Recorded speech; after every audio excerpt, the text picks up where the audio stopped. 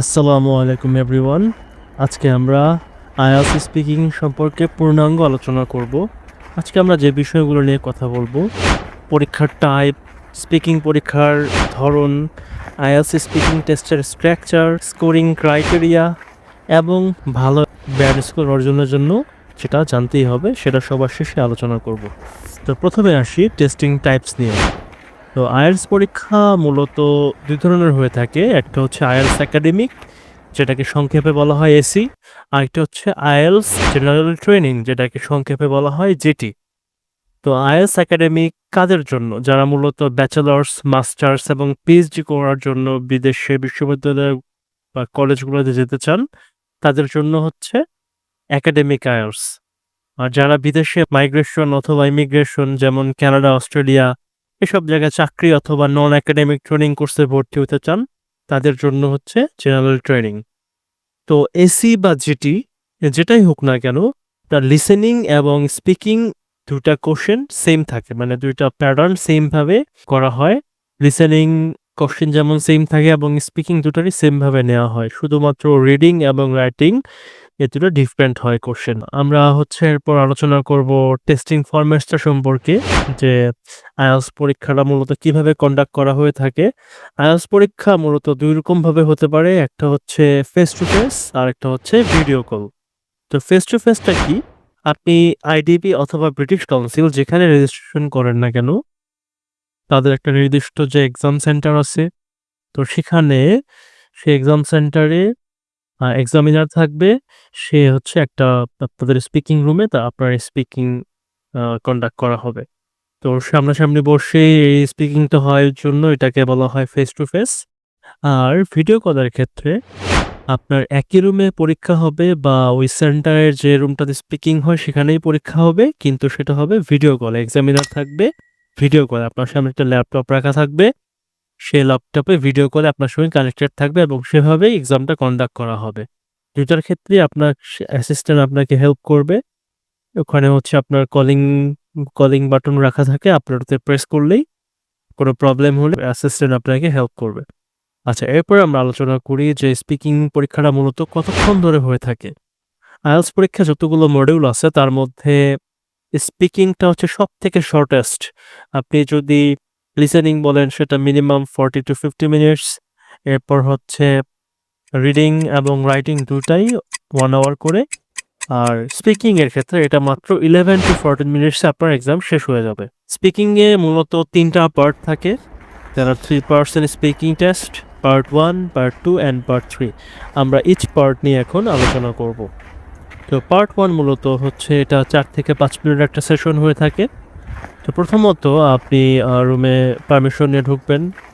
তাদের যে অ্যাসিস্ট্যান্ট সে আপনার ফিঙ্গারপ্রিন্ট, তারপর হচ্ছে আপনার পাসপোর্ট সব চেক করে আপনাকে রুম পর্যন্ত নিয়ে যাবে। আপনি পারমিশন নিয়ে রুমে যাবেন। তারপর এক্সামিনার আপনাকে তার পরিচয় দিবে, তার আইডি নাম্বার বলবে। তারপর এটা যে একটা ইংলিশ ল্যাঙ্গুয়েজ টেস্টিং হচ্ছে সেটা সে বলবে। এরপর সে তার নাম বলবে এবং আপনাকে গ্রিটিংস করবে, করে আপনার নাম জানতে চাবে। যখন আপনার নাম জানতে চাবে সে আপনার নিকনেমও জানতে চাইতে পারে। তারপর আপনার নিকনেম ধরে ডেকে সে হয়তো বলবে আপনার আইডেন্টিফিকেশনটা বা পাসপোর্টটা শো করতে বলবে, আপনি ওটা শো করবেন। তারপর সে আপনার বলবে now let's talk about now your first part is begin. Part 1 এ সে আপনার কথা বলবে। এখানে মূলত পার্সোনাল কোশ্চেন্সগুলোই করা হয়। এখানে শুধুমাত্র একটা টপিকের উপরে কোশ্চেন হবে এরকমটা না, আপনার পার্সোনাল কোশ্চেন বিভিন্ন ধরনের হতে পারে। আপনার হোম, ওয়ার্ক, স্টাডিজ এগুলো সম্পর্কে সে জানতে চাইতে পারে। আপনার স্পিকিং অ্যাবিলিটি দেখার জন্য বারবার টপিক সুইচ করতে পারে। Let's talk about hobbies or let's talk about plane, let's talk about abroad, something like that. এরপর আমরা যদি পার্ট 2 এর দিকে আসি, পার্ট 2 তে মূলত হচ্ছে পুরা ফ্লোরটা আপনাকে দেয়া হবে। 1 মিনিট প্রিপারেশন টাইম এবং 2 মিনিটস আপনাকে কথা বলতে হবে। কি নিয়ে কথা বলবেন? এক্সামিনার আপনাকে একটা কিউ কার্ড দিবে। কিউ কার্ড বলতে যেটা বুঝায়, আপনাকে একটা টপিক দিবে এবং সেই টপিকের নিচে 2 থেকে 3-4টা কোশ্চেন থাকবে। আপনাকে সেই কোশ্চেনগুলো কভার করতে হবে। নট নেসেসারি যে ওখানে কোশ্চেনগুলো যে সিরিয়ালে থাকবে আপনাকে সিরিয়ালি আনসার করতে হবে। আপনার সেই ইনফরমেশনগুলো বা অ্যান্সারগুলো আপনার কিউ কার্ড অ্যান্সারের মধ্যে থাকলেই সেটা হয়ে যাবে। তাহলে ১ মিনিট যে প্রিপারেশন টাইম এটা আসলে খুবই কম সময়। আপনার যদি আগে থেকে প্রিপারেশন না থাকে তাহলে এটার জন্য আপনার খুবই টাফ হয়ে যাবে বলা, অথবা আপনি যদি ইংলিশে খুব ভালো হয়ে থাকেন আগের থেকে তাহলে হয়তোবা বলতে পারবে। কিন্তু একটা সিস্টেম আছে, সেই সিস্টেম ফলো করেই আপনাকে অ্যান্সার করতে হয়। স্পিকিং টেস্টের জন্য সবথেকে একটা ইম্পর্টেন্ট বই আছে যেখান থেকে আপনি কোশ্চেনগুলো পড়ে ফেলতে পারেন, সেটা হচ্ছে মার্কার আইএলটিএস স্পিকিং। এটা খুব ইম্পর্টেন্ট, মূলত মোস্ট ইম্পর্টেন্ট টপিকগুলো নিয়ে বইটা লেখা। আপনি যদি এটা অ্যান্সারগুলো পড়তে চান সেক্ষেত্রে হয়তোবা প্রিপারেশনটা ভালো হবে না। আপনি এখান থেকে সব কোশ্চেনগুলো নিয়ে নিজের মতো করে অ্যান্সারগুলো আপনি মেক করতে পারেন। সো এই তো। আর হচ্ছে আপনাকে হচ্ছে এক্সামিনার পেন অ্যান্ড পেপারস দিবে। সেক্ষেত্রে আপনি সেখানে 1 মিনিটসের নোটস দিতে পারেন। 60 সেকেন্ড খুবই কম সময়। তো এটা মূলত আপনার 60 সেকেন্ডটা কাজে লাগাতে হবে যে আপনি মূলত জাস্ট কিওয়ার্ডগুলা লিখবেন। যে যখন ট্রাভেলিং সম্পর্কে জিজ্ঞেস করলো, আপনি কোন প্লেসে গিয়েছিলেন, কার সাথে গিয়েছিলেন, কি টাইপের জিনিস এনজয় করেছেন, জাস্ট শর্ট নোটস নিবেন। তারপর এক্সামিনার আপনাকে বলবে your time is up and you can start the cue card. Okay. Then আপনাকে হচ্ছে 2 মিনিট বলার জন্য ফ্লোর দেয়া হবে। এরপর যখন আপনার যদি 2 মিনিটসের আগে আপনি শেষ করে ফেলেন, তাহলে সেক্ষেত্রে আপনাকে হয়তোবা ১ টা বা ২ টা ফলো আপ কোয়েশ্চেন করতে পারে। দেন সে নেক্সট পার্টে মুভ করবে। তা অথবা আপনার 2 মিনিটস পার হয়ে গেলে যদি ক্রস করে যায় সেক্ষেত্রে এক্সামিনার আপনাকে থামায় দিতে পারে। এটা ভয় পাওয়ার কোনো কারণ নাই। আপনার টাইম আপ হয়ে যাওয়ার কারণে এটা সে করতে পারে। তারপর যখন কিউ কার্ড আপনার শেষ হয়ে যাবে সে পেন অ্যান্ড পেপার সবকিছু ব্যাক করে নিবে। আর আরেকটা এখানে ইম্পর্টেন্ট বিষয় হচ্ছে আপনাকে যে কিউ কার্ডের যে পেজটা দেওয়া হবে এখানে কোনো কিছু লেখা যাবে না। শুধুমাত্র আপনাকে যে আলাদাভাবে নোটসটা দেওয়া হবে সেটাতেই লিখতে পারবেন। এখন পার্ট 3 টা যখন আসবে, তো পার্ট 3 টা মূলত কি টাইপের কোশ্চেন হয়ে থাকে? পার্ট 3 তে মূলত কয়েকটা টাইপ আছে। ৩ থেকে ৪ টা টাইপের কোশ্চেন হয়ে থাকে। আপনার অপিনিয়ন জানতে পারে। তো মূলত আপনার পার্ট 2 টা যে টপিকের উপর ছিল সেই টপিক সম্পর্কে পার্ট 3 তে আপনাকে হয়তোবা ৮ টা থেকে ১০ টা কোশ্চেন করা হয় মূলত। তো এই সেশনটা মূলত 4 থেকে 5 মিনিটসের মতো হয়ে থাকে। এখানে আপনার society, technology, education, culture, environment, হ্যাঁ?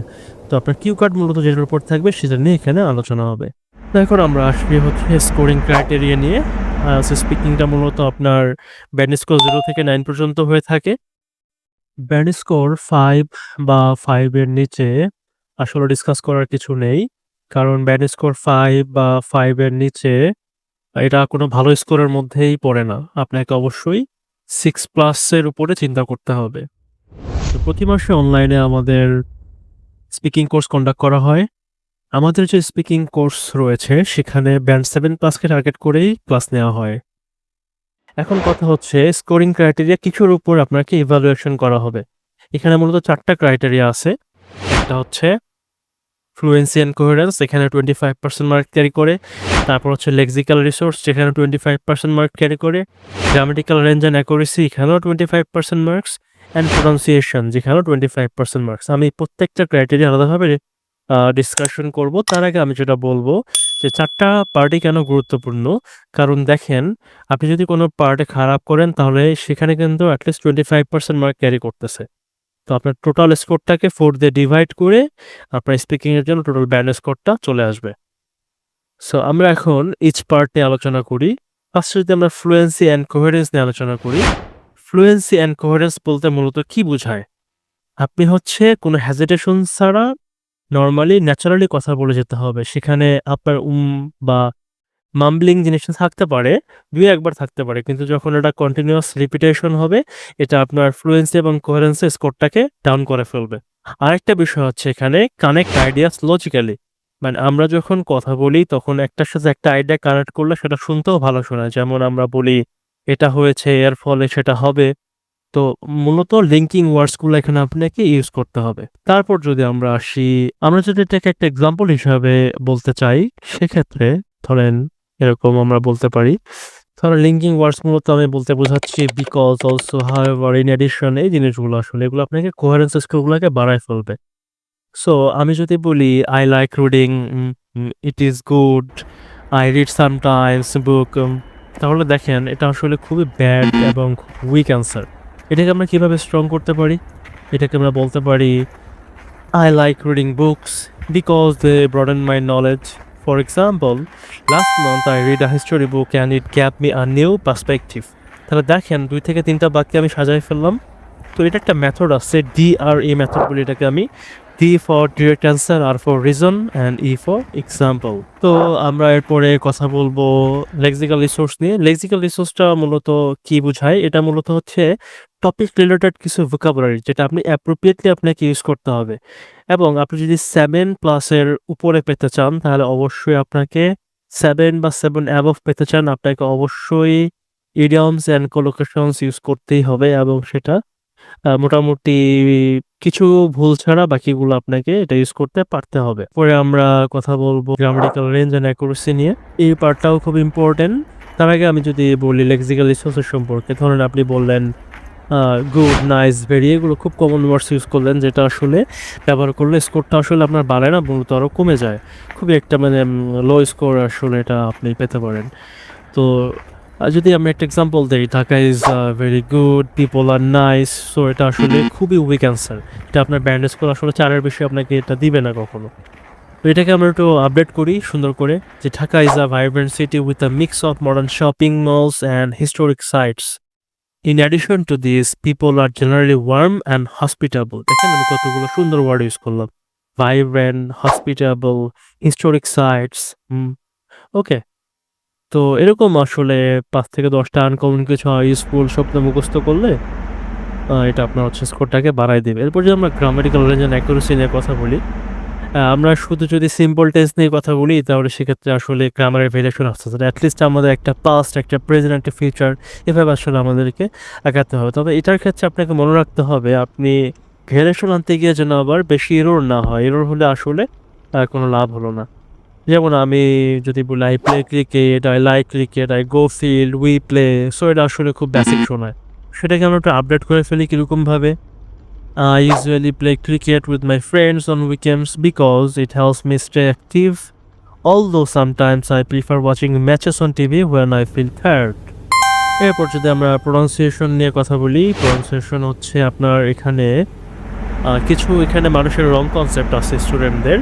সেটা হচ্ছে তারা মনে করে যে প্রোনাউন্সিয়েশন মানে হচ্ছে আমাকে অ্যাকসেন্ট পারতে হবে, ব্রিটিশ বা আমেরিকান অ্যাকসেন্ট পারতে হবে, না হলে আমার স্কোরটা ড্রপ করবে এবং আমি ভালো স্কোর পাবো না। This is totally wrong concept.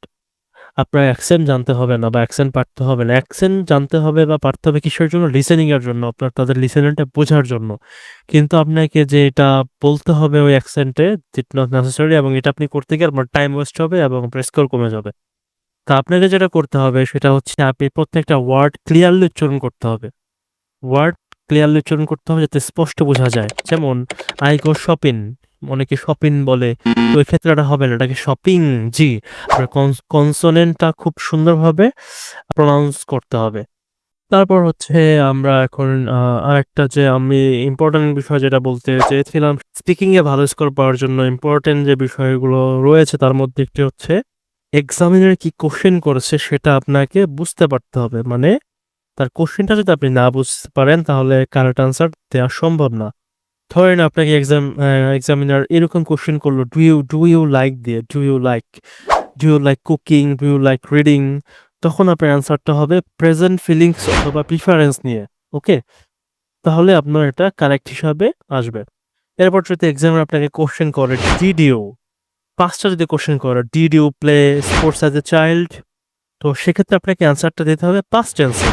আবার যদি এক্সামিনার আপনাকে কোশ্চেন করে উড ইউ দিয়ে, তাহলে দেখেন উড ইউ যদি এরকম কোশ্চেন করে would you like to live abroad in the future, সেক্ষেত্রে উত্তর হবে ফিউচার টেন্সে। তো আপনি যখন আপনাকে পাস্ট টেন্সে কোশ্চেনটা করবে আপনি প্রেজেন্ট সম্পর্কে বলতে পারেন সেটাকে এক্সটেন্ড করার জন্য, কিন্তু অবশ্যই আপনাকে মাথায় রাখতে হবে অ্যান্সারটা আগে দেবেন। যদি আপনি একে অ্যান্সার না দেন তাহলে হিউম্যান ব্রেন যেটা কী করে, কিছুক্ষণ পর কোশ্চেনটাই ভুলে যায়। সো তখন আপনার এটা আসলে প্রবলেম হবে।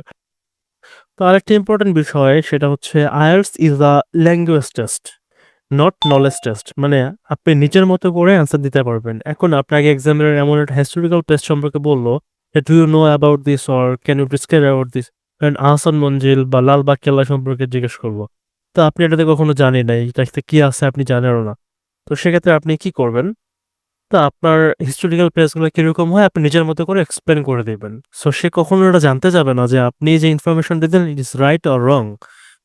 তো এক্সামিনারের এটা আসলে কোনো কনসার্নের বিষয় না। এক্সামিনার মেইন ইন্টারেস্টটা হচ্ছে আপনি ইংলিশ ল্যাঙ্গুয়েজটাকে স্পিকিংটাকে আপনি কিভাবে ডেলিভার করছেন, আপনার স্পিকিংয়ের যে ক্রাইটেরিয়া আপনি সেটা ফুলফিল করতেছেন কিনা, করতে পারছেন কিনা সেটার উপর ডিপেন্ড করে আপনাকে ব্যান্ড স্কোর দেয়া হবে।